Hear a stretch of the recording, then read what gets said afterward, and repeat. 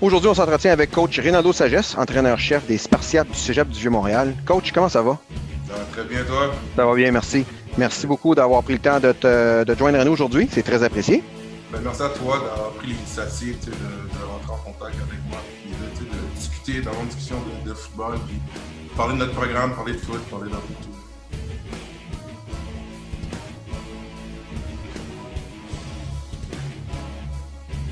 Coach, comment est-ce que le programme des Spartiates se démarque des autres programmes? Comme je dirais que c'est un programme qui est quand même riche en tradition, Hmm. riche en valeurs, riche en succès. Un programme qui existe depuis 1980, un programme qui a quand même gagné 12 bols d'or à son actif, un programme qui a envoyé beaucoup de joueurs au niveau universitaire, au niveau professionnel, un programme qui quand même a tous les outils nécessaires pour un jeune et du succès. Okay? On parle d'encadrement académique, on parle de l'encadrement physique, on parle de l'encadrement au niveau de physiothérapie, on parle du fait que oui, moi, je suis quand même un coach qui fait ça à temps plein, je suis choyé de le faire, mais j'ai aussi un collègue de travail qui s'appelle Steve Alexandre, qui est le responsable du programme de football. C'est aussi le conseiller pédagogique pour les étudiants athlètes, donc c'est lui qui fait les horaires à l'école, c'est lui qui s'assure que les jeunes prennent un bon programme à l'école. C'est sûr que c'est lui qui s'assure d'avoir les outils par rapport aux tuteurs, les périodes d'études ou quoi que ce soit. Puis après ça, ben, moi, c'est sûr qu'au niveau football, ben, je veux m'assurer que les gars ont tous les outils nécessaires pour avoir du succès.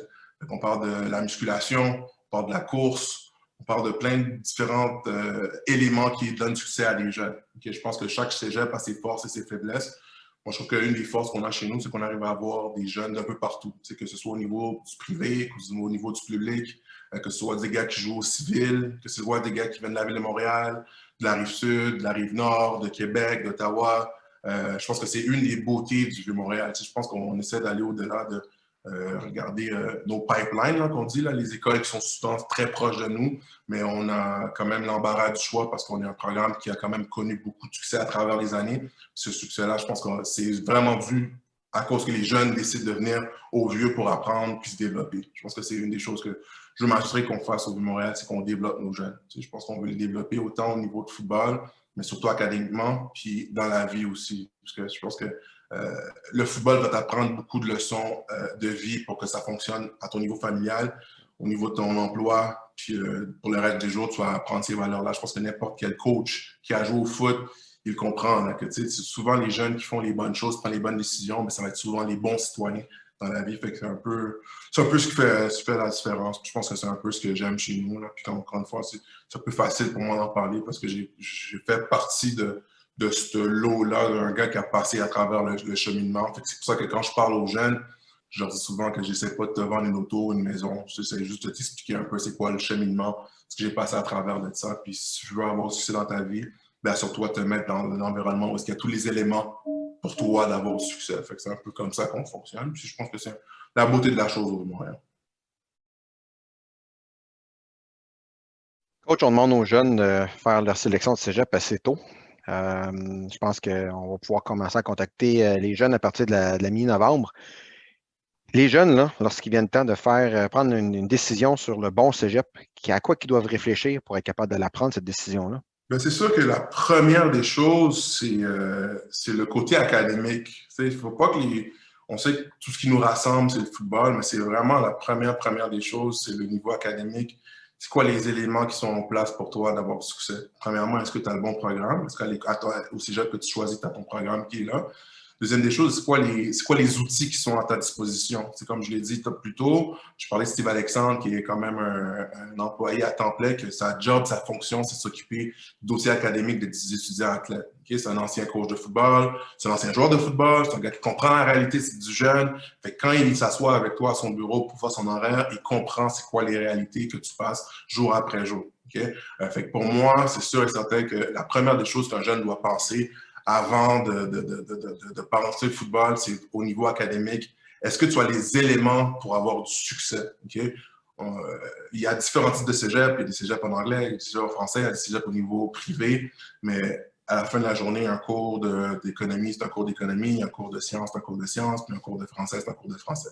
Maintenant, est-ce que les gens qui sont sur place sont là pour te donner les outils nécessaires. Il y a différents outils qu'on a à notre disposition. On donne des périodes d'études, il y a des tuteurs qui sont là, il y a des suivis académiques qu'on fait one-on-one, que ce soit avec Steve, s'assurer que les gars ils font leurs choses nécessaires pour avoir du succès. Okay? Deuxième des choses, ça va au niveau football, qui est la partie, je pense que les jeunes ils priorisent beaucoup dans la prise de décision.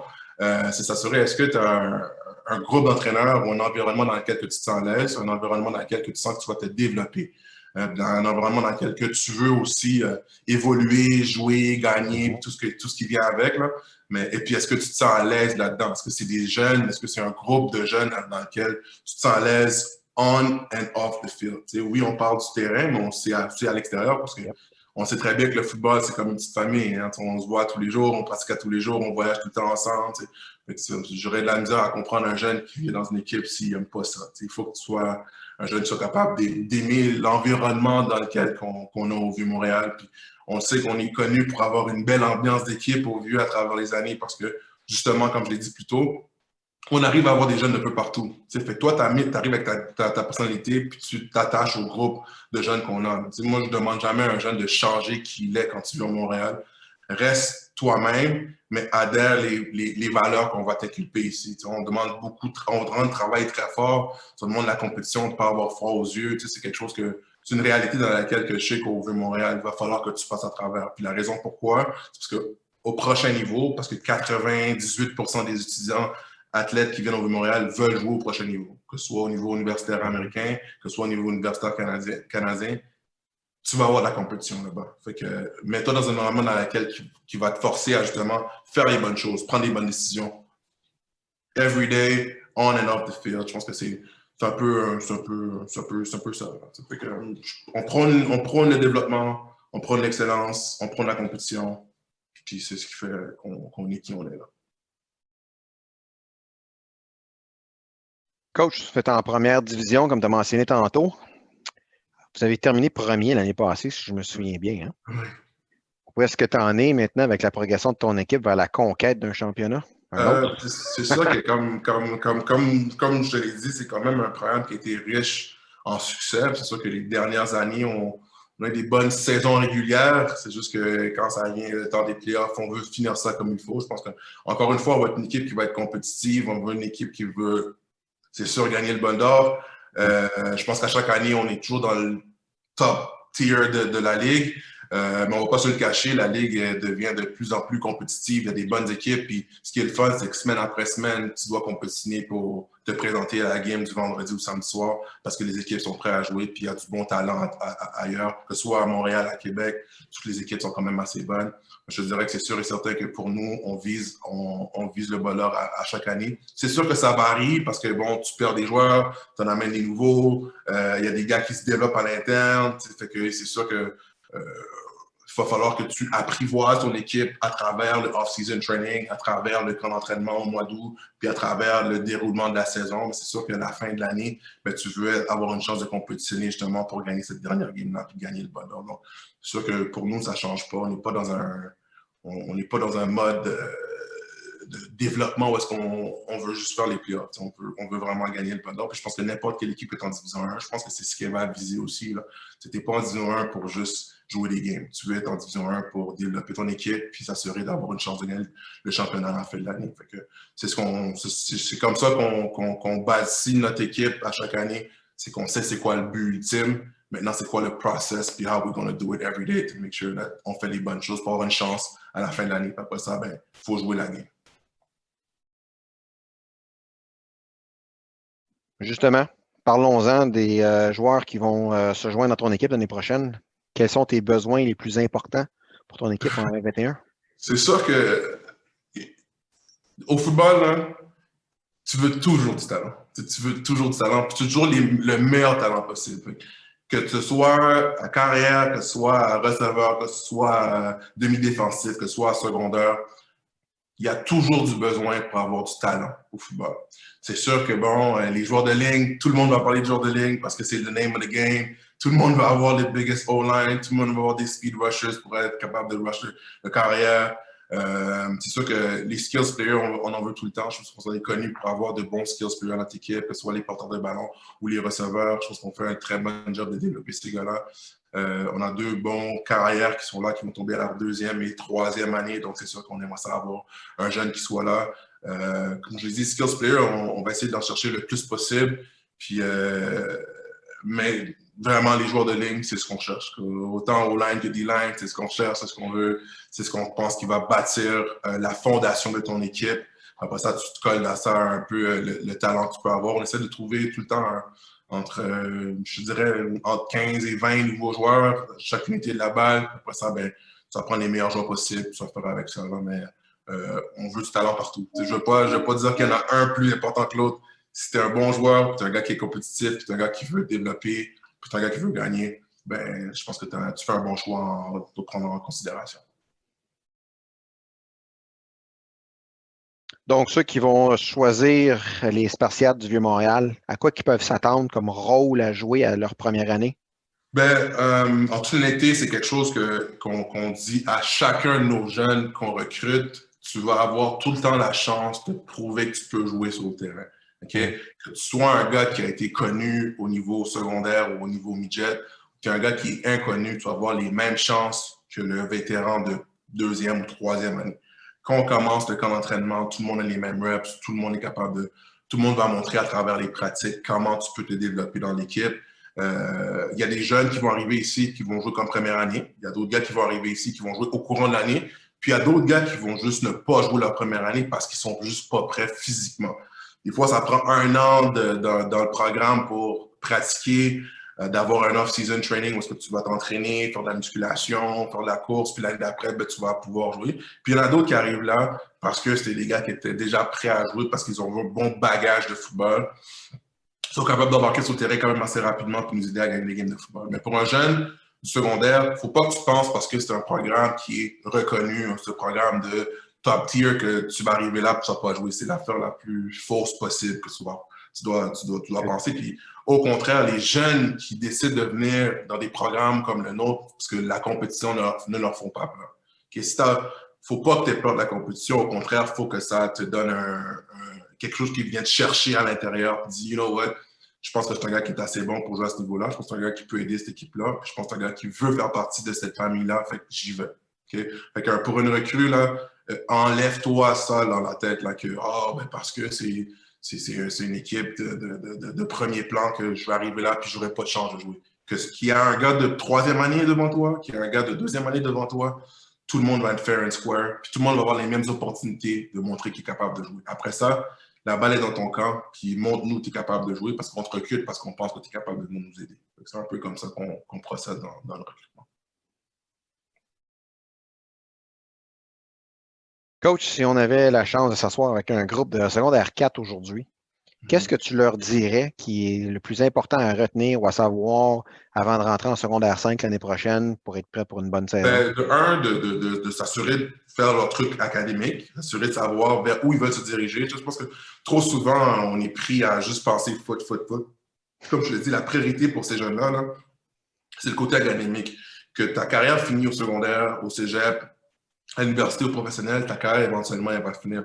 Fait qu'il faut que tu te retournes sur le bagage que tu as appris sur le banc d'école. Okay? Donc, c'est sûr que pour les gars de secondaire 4, faites vos trucs à l'école. C'est soit sharp, c'est pas, quand je pose des questions à un coach, puis là, je dis, mais il est comment comme étudiant? Me dit, ça va pas trop bien, mais on sait que c'est un gars que, est-ce que je vais être capable de lui donner les éléments nécessaires pour qu'il passe à travers, justement, cette paresse-là? Puis souvent, c'est une question de paresse, c'est même pas une question d'habileté. Ces gens-là sont tous capables de le faire, c'est juste une question de prendre les bonnes décisions.